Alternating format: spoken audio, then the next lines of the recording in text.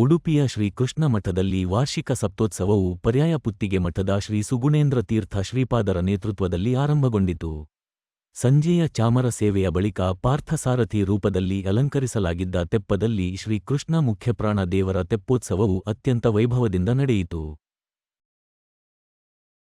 ಪ್ರೇಮಿಯವನು, ಆದ್ದರಿಂದ ಅವನೇ ರಾಸಲೀಲೆಯಿಂದ ಆಟಾಡಿದವರು. ಅವನ ಉತ್ಸವದಲ್ಲಿ ನೀವೆಲ್ಲರೂ ಕೂಡ ನೃತ್ಯ ಸೇವೆಯನ್ನು ಅರ್ಪಣೆ ಮಾಡುವುದು ಬಹಳ ವಿಶೇಷ. ಇದರಿಂದ ನಿಮಗೆಲ್ಲರಿಗೂ ಕೂಡ ಕೃಷ್ಣನ ವಿಶೇಷ ಅನುಗ್ರಹ ಬರಲಿ ಅಂತೇಳಿ ನಾವು ಹಾರೈಸ್ತಾ ಇದ್ದೀವಿ. ಹರಿ ಕುಣಿದ ನಮ್ಮ ಹರಿ